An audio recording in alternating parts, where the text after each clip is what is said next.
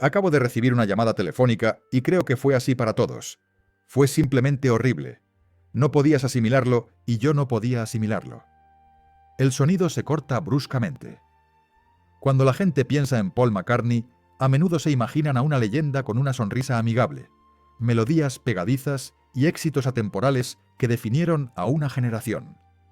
Pero en realidad, detrás de esa fachada accesible, se esconde alguien profundamente vulnerable, un artista extremadamente sensible a las críticas y a las traiciones. En una reciente y sorprendente entrevista, Paul McCartney, el Beatle que siempre prefirió la diplomacia, ha revelado una lista negra personal. Un grupo de personas a las que ha despreciado, y sigue despreciando, toda su vida. Entre ellos descubrimos a un joven y talentoso hermano que le dio la espalda por la ambición, a un alma gemela creativa con la que libró una guerra pública y dolorosa, a un asesino trastornado que, con un solo disparo, borró cualquier posibilidad de reconciliación, y a un zorro financiero que arrastró a la legendaria banda al colapso. ¿Quiénes eran estas figuras tan poderosas y controvertidas? ¿Y por qué McCartney, el Beatle amable, había mantenido esta lista oculta hasta ahora?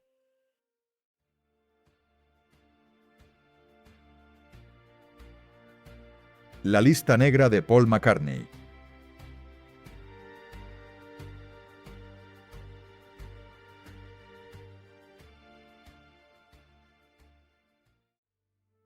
Paul McCartney nació en 1942 en una familia de clase trabajadora de Liverpool. La muerte repentina de su madre por cáncer de mama, cuando tenía solo 14 años, le dejó una profunda cicatriz, pero también despertó su amor por la música, una forma de sanar la pérdida. En 1957, Paul conoció a John Lennon. Rápidamente se hicieron amigos, y junto con George Harrison y Ringo Starr, formaron la legendaria banda The Beatles. Dentro del grupo, Paul tocaba el bajo, cantaba la voz principal y era uno de los dos compositores principales. A lo largo de más de 60 años, Paul McCartney no solo se convirtió en un músico mundialmente famoso, sino también en una de las figuras más ricas de la industria musical, con una fortuna estimada en más de $1.000 millones.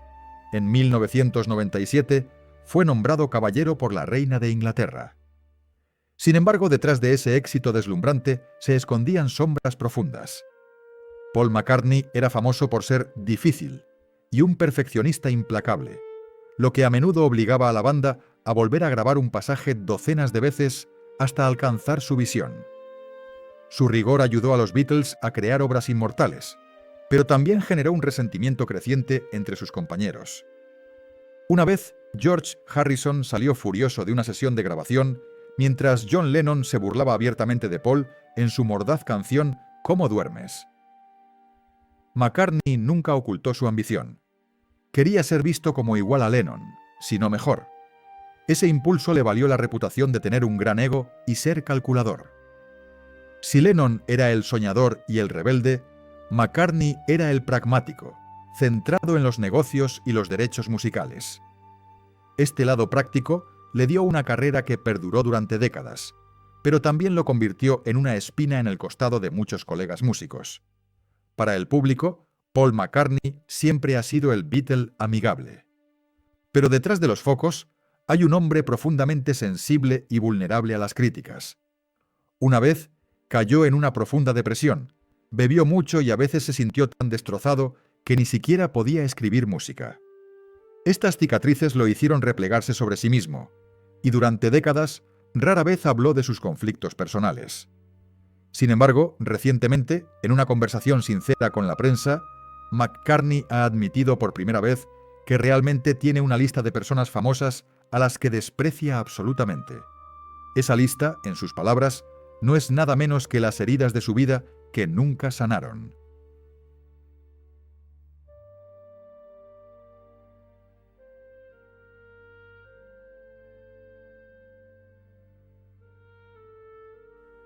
¡1! Michael Jackson. La traición del hermano menor. A principios de la década de 1980, Paul McCartney y Michael Jackson eran una pareja de amigos improbable, pero intensamente cercana. Ambos compartían un respeto mutuo. McCartney veía a Michael como un hermano menor, y Jackson admiraba a Paul como un veterano de la industria y una fuente inagotable de sabiduría. Colaboraron en éxitos como Say, Say, Say y The Girl Is Mine, demostrando una química artística innegable que trascendía generaciones y géneros.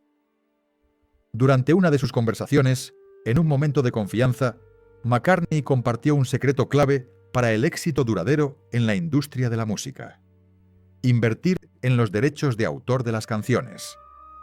Le explicó a Michael que había comprado los derechos de varias obras de otros autores y que, gracias a ello, tenía una fuente constante de ingresos y un control creativo invaluable. Nadie, ni el propio Paul, esperaba que Michael Jackson aplicara ese consejo, pero de una manera que dejaría atónito y profundamente herido a McCartney. En 1985, ATV Music, la compañía que poseía la mayoría de los derechos de autor de las canciones de los Beatles, incluyendo el legendario catálogo Lennon-McCartney, fue puesta a la venta. Jackson, que estaba en la cima de su carrera con la fortuna generada por Thriller, tenía suficiente dinero y decidió hacer un movimiento audaz. Por aproximadamente $47,5 millones, Michael Jackson adquirió oficialmente este enorme catálogo de música. Para McCartney, esto no fue nada menos que una puñalada por la espalda. Se sintió traicionado por el joven a quien había considerado un hermano, por la persona a la que él mismo le había aconsejado invertir en derechos de autor. Nunca esperó que este rey del pop aplicaría el consejo para apoderarse del legado de los Beatles, de su propia historia. Después de la tensa transacción, la relación entre McCartney y Jackson se fracturó irreparablemente. Más tarde, cuando Michael enfrentó dificultades financieras y vendió parte de su catálogo a Sony, muchos esperaban que vendiera los derechos de autor de los Beatles a McCartney, permitiendo que Paul recuperara lo que sentía que le pertenecía. Pero eso nunca sucedió. De hecho, Jackson incluso se asoció con Sony y continuó conservando el catálogo durante muchos años, una espina clavada en el corazón de Paul. Para McCartney, este fue uno de los mayores errores de su vida. Su otrora hermosa amistad con Michael Jackson terminó en amargura, y Paul nunca se lo ha perdonado. Más tarde, en muchas entrevistas, McCartney declaró directamente que se sentía traicionado. Pensé que éramos amigos, pero luego Michael lo convirtió en un trato comercial. Esa puñalada por la espalda acabó con una hermosa amistad, pero fue solo el principio de una lista de profundas grietas en la vida de Paul McCartney. Porque si Michael Jackson fue un shock, la siguiente persona fue el dolor de una hermandad que se convirtió en una batalla pública para que todo el mundo la viera.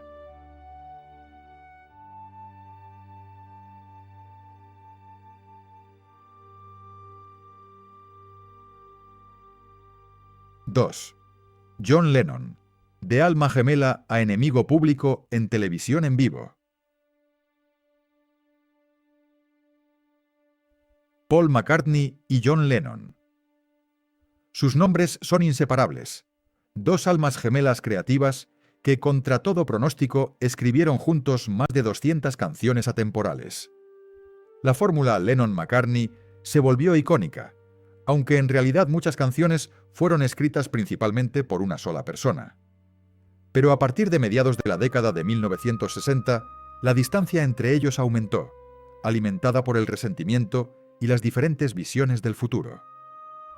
Lennon odiaba la imagen dulce que McCartney estaba construyendo, un contraste con su propia estética más cruda y experimental. A McCartney, por su parte, le molestaba el estilo de vida salvaje y la creciente influencia de Yoko Ono en la vida de Lennon. Cuando Brian Epstein, el mánager financiero de los Beatles, falleció trágicamente, la banda inmediatamente cayó en el caos. McCartney quería que la banda continuara avanzando seriamente en una dirección de gran creatividad. Por el contrario, Lennon estaba aburrido y quería liberarse de los Beatles para encontrar su verdadero yo con Yoko Ono. Esta diferencia de visiones provocó constantes discusiones entre McCartney y Lennon. McCartney quería controlar la dirección musical de la banda, mientras que Lennon acusó a Paul de ser un dictador artístico, una figura dominante que no dejaba espacio a los demás.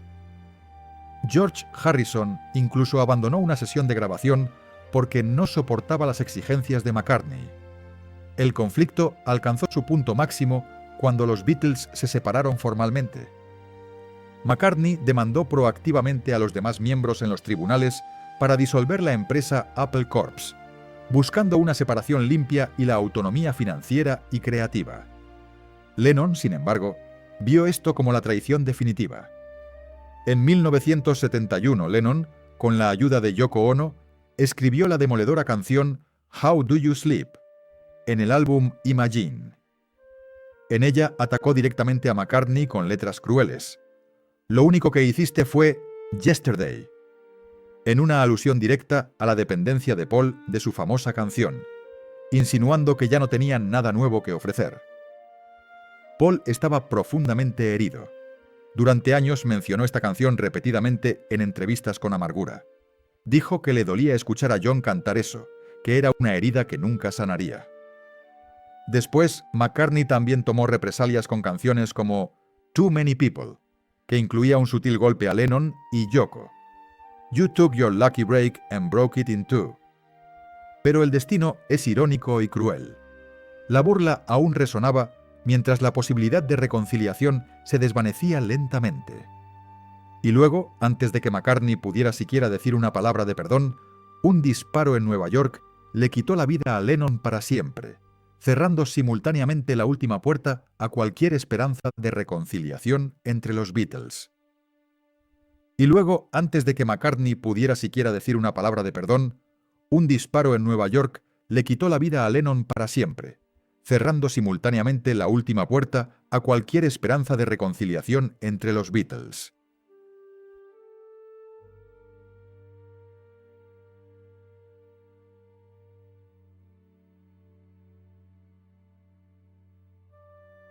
Tercero, Mark David Chapman, el hombre que robó el alma de los Beatles. El 8 de diciembre de 1980, una nube sombría se cernió sobre Nueva York cuando John Lennon fue asesinado justo enfrente del edificio Dakota, donde vivía con Yoko Ono. El perpetrador, Mark David Chapman, era un hombre de 25 años que había sido fan de los Beatles, pero que tenía una mente perturbada y una obsesión morbosa con Lennon. Esa mañana Chapman esperó tranquilamente afuera. Cuando Lennon se fue al estudio de grabación, Chapman le entregó el álbum Double Fantasy para que lo firmara. John sonrió, lo firmó y se fue, completamente inconsciente de que, unas horas más tarde, esa misma mano apretaría el gatillo. Alrededor de las 10 de la noche, cuando Lennon y Yoko regresaron, Chapman estaba escondido en las sombras. Tan pronto como John cruzó la puerta, sacó una pistola y disparó 5 tiros, alcanzando a Lennon en la espalda. La sangre manchó los escalones del Dakota. John Lennon se desplomó en los brazos de Yoko y solo pudo decir: «Me han disparado». Mark David Chapman se quedó allí, abrió su copia de El guardián entre el centeno y esperó a que la policía lo arrestara. Cuando se enteró de la noticia, Paul McCartney quedó en estado de shock. Mientras salía del estudio de grabación, los periodistas lo rodearon, le apuntaron con micrófonos a la cara y gritaron: «Paul, ¿qué opinas sobre el disparo que le hicieron a John?». Paul McCartney estaba visiblemente nervioso, pero no quería llorar frente a las cámaras. Balbuceó una frase corta y sencilla: «Es un fastidio. It's a drag». Esa declaración provocó inmediatamente una tormenta. Los titulares gritaron: «La fría reacción de McCartney ante la muerte de Lennon». Muchos fans se indignaron, acusando a Paul de ser insensible. En realidad, entre él y John todavía había grietas sin cicatrizar. Sin embargo, a pesar de sus conflictos, Paul todavía consideraba a John su único hermano creativo. Por eso, la muerte de Lennon no solo le quitó a un amigo, también les robó su última oportunidad de reconciliarse, de sanar las heridas y quizás de volver a crear juntos. Paul dijo una vez en una entrevista: «Mark Chapman no solo mató a John, robó un pedazo del alma de los Beatles, Acabó con cualquier esperanza de que pudiéramos sentarnos juntos de nuevo. Durante décadas, McCartney nunca mencionó normalmente el nombre de Chapman. Lo llamó cobarde y maldito psicópata. Unas semanas antes de su muerte, Lennon había comenzado a hablar sobre la posibilidad de colaborar nuevamente con Paul. Se habían llamado y conversado amistosamente, como solían hacerlo antes. Pero todo se detuvo la noche del 8 de diciembre. McCartney cargó con este dolor toda su vida, y Chapman es el nombre que odia hasta el fondo de su ser.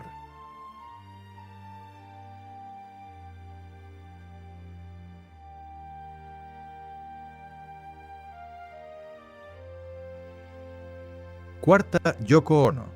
La causa de la ruptura de una amistad.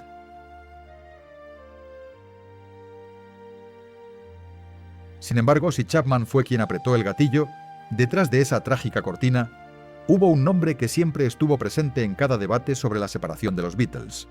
Una persona que fue vista como víctima y culpable al mismo tiempo. Y esa es la persona que McCartney, durante mucho tiempo, más odió. Yoko Ono. Antes de 1968, el estudio de grabación de los Beatles era casi un santuario privado. Pero cuando John Lennon llevó a Yoko Ono a sentarse a su lado en cada sesión de grabación, la atmósfera cambió inmediatamente. Yoko era conocida por su personalidad extremadamente fuerte y su deseo de controlar todo lo que rodeaba a John. Por eso Paul McCartney, que era un perfeccionista, estaba sumamente molesto. Vio la interferencia de Yoko en la composición y su participación en las discusiones musicales como una invasión. McCartney admitió una vez: «No le guardo rencor a Yoko por estar con John, pero odio cómo cambiaron las cosas una vez que ella apareció». Muchos creen que fue en ese momento cuando la amistad entre Lennon y McCartney empezó a resquebrajarse. Cuando los Beatles se separaron, McCartney insinuó repetidamente que Yoko era la causa. En las entrevistas, repetía que John había cambiado por completo desde que estaba con ella. Por su parte, Yoko no tuvo reparos en atacar a Paul. Una vez dijo que Lennon era el alma creativa real, mientras que Paul solo era bueno escribiendo melodías pegadizas. Estas palabras fueron una puñalada al orgullo de McCartney, un hombre que había pasado su vida queriendo ser reconocido como igual a Lennon. Uno de los mayores conflictos fue por los derechos de autor. Según el acuerdo original, todas las canciones estaban acreditadas como Lennon-McCartney. Después de la muerte de Lennon, Yoko estaba decidida a proteger la posición de John. Cuando McCartney propuso cambiar algunas canciones a McCartney-Lennon, Yoko se opuso ferozmente. Paul argumentó que simplemente quería corregir el registro histórico, pero Yoko lo vio como un acto de borrar a John. Esta discusión perduró durante décadas. En respuesta, Yoko criticó repetidamente la música de Paul por simplista, diciendo que comparada con la de John, era simplemente música de entretenimiento vacía. Incluso en una encuesta de la revista Rolling Stone, Yoko votó a Paul como el Beatle menos importante. No fue hasta finales de los 90 que él y Yoko hicieron algunos gestos de reconciliación. Sin embargo, la desconfianza nunca desapareció por completo.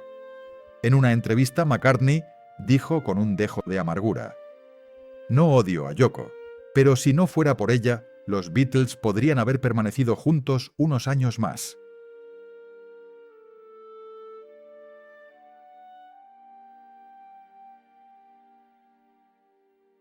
(5) George Harrison. Un conflicto de control en el estudio. Pero no se detuvo ahí. Incluso dentro de la banda, un hermano menor y tranquilo, una vez se levantó en protesta, dejándole a Paul una herida profesional inolvidable: George Harrison. En el estudio de grabación, McCartney era un perfeccionista extremo. A menudo le ordenaba a Harrison que tocara su instrumento exactamente como él quería, incluso dirigiéndolo en cada nota de guitarra. Harrison era un guitarrista talentoso, pero era menos respetado como compositor que John Lennon o McCartney. Esto hizo que se sintiera cada vez más menospreciado. Durante la grabación del álbum Let It Be, McCartney le pidió constantemente a Harrison que tocara una parte una y otra vez, La atmósfera se volvió tan pesada que Harrison se levantó y salió, dejando al resto de la banda atónito. Esta no fue la única vez. En muchos álbumes, los meticulosos solos de guitarra arreglados por Harrison fueron rechazados o modificados por McCartney. Para Harrison, esto fue un insulto que lo convirtió en un excedente en la banda de la que formaba parte. Harrison a menudo se quejaba de que McCartney no escuchaba sus ideas. Aunque mantuvieron una relación educada, Harrison no ocultó su agotamiento. En una entrevista declaró sin rodeos: «Trabajar con Paul es como tener las manos atadas. Siempre cree que lo sabe todo». Este conflicto no terminó cuando los Beatles se separaron. Harrison y McCartney continuaron enfrentándose en disputas legales. La verdad es que nunca hubo armonía entre ellos. McCartney, que quería controlar cada detalle, y Harrison, que ansiaba ser reconocido como músico independiente, fueron para siempre dos polos opuestos. Y fue la tiranía musical de Paul la que convirtió a Harrison de un Beatle leal en un rebelde. Pero los conflictos personales fueron solo la punta del iceberg. Lo que realmente destrozó la relación entre los miembros provino de un extraño, un magnate astuto que apareció en el momento más caótico para los Beatles.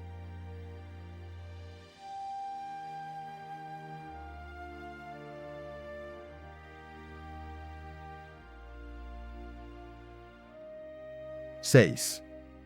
Alan Klein, el estafador que se apoderó de los Beatles. En 1967, tras la repentina muerte del manager Brian Epstein, los Beatles cayeron en una crisis. Eran músicos talentosos, pero no tenían experiencia empresarial. Mientras John Lennon, George Harrison y Ringo Starr estaban en un estado de confusión, Alan Klein apareció como un salvador. Klein era famoso por representar a los Rolling Stones y era elogiado por proteger a los artistas. Prometió hacer a los Beatles más ricos que nunca. Desde el principio, Paul McCartney sospechó de él. Le pareció que hablaba con demasiada suavidad, que olía a mentira. Quería que los Beatles trabajaran con el bufete de abogados de la familia de su esposa, Linda, porque confiaba más en ellos. Pero John, George y Ringo fueron convencidos por Klein. Lennon dijo que le gustaba porque decía la verdad, sin andarse con rodeos. Harrison y Starr pensaron que Paul simplemente estaba siendo egoísta. En 1969, los tres firmaron un contrato con Klein, convirtiéndolo en su manager oficial. Paul estaba furioso y se negó a firmar. Sabía que a partir de ese momento quedaría al margen de las decisiones financieras. El 31 de diciembre de 1970, Paul McCartney hizo algo impactante. Demandó a los demás miembros de los Beatles. La demanda no solo tenía como objetivo disolver el grupo, sino también romper el contrato con Alan Klein. Cuando se conoció la noticia, el mundo entero se volvió contra él. McCartney fue visto como un traidor, el asesino de los Beatles, pero en realidad lo hizo para librarse de Klein. Tal como McCartney predijo, unos años más tarde, Klein fue declarado culpable de fraude financiero. Cobró una comisión mayor a la acordada, ocultó regalías e incluso fue procesado por evasión fiscal. John, George y Ringo admitieron entonces con amargura que Paul tenía razón, pero para entonces ya era demasiado tarde. Los Beatles se habían separado. En entrevistas posteriores, McCartney mencionó a menudo que Alan Klein fue quien mató a los Beatles, legal y financieramente. Llamó a Klein un estafador y nunca perdonó a los otros tres miembros por darle la espalda.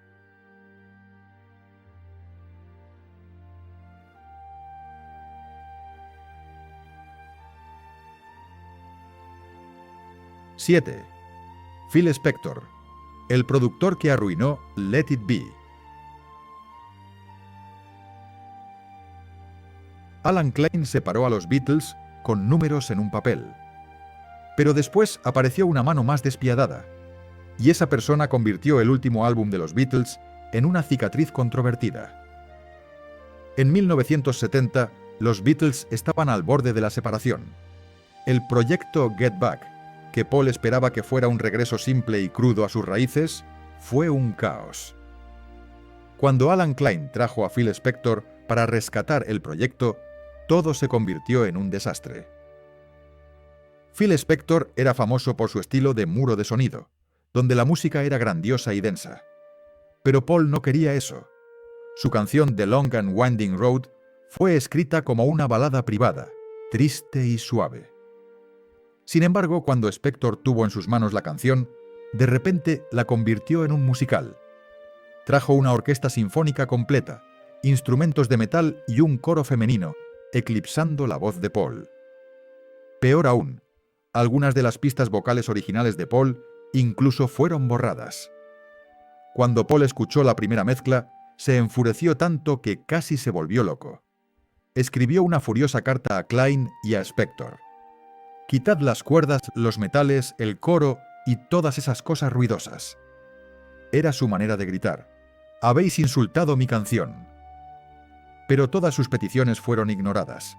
La canción encabezó las listas, pero para él fue una victoria sucia. Lo vio como una puñalada por la espalda. Más de 30 años después, Paul finalmente consiguió su venganza. En 2003 lanzó Let It Be Naked, que eliminó todo lo que Spector había agregado. The Long and Winding Road volvió a su forma original. Simple, sincera, con solo el sonido crudo del piano y la voz. Fue más que un simple álbum. Para Paul fue una declaración. Soy el dueño de esta música, y nadie tiene derecho a destruirla.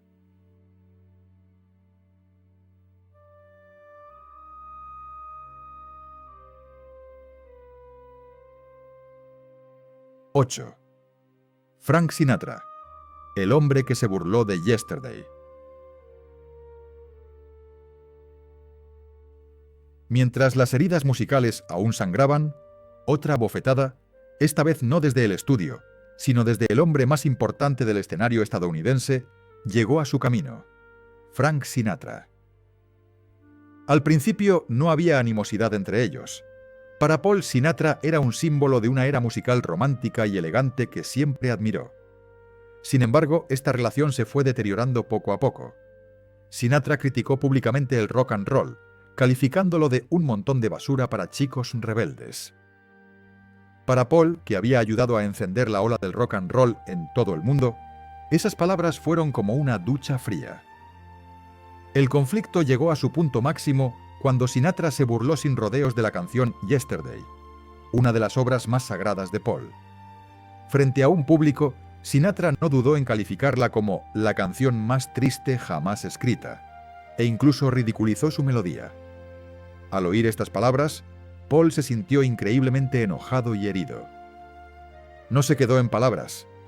En una actuación, Sinatra cantó la canción de George Harrison, Something, y la presentó al público como la mejor canción de amor que Lennon y McCartney jamás escribieron. Una declaración aparentemente inofensiva que borró accidentalmente la contribución de Harrison e hizo que McCartney se sintiera incómodo y molesto. Para Paul fue la prueba de que Sinatra nunca había reconocido verdaderamente a los Beatles como músicos iguales. Aunque nunca se enfrentaron abiertamente, siempre existió un sutil desprecio entre estos dos hombres. Fue un choque de dos mundos.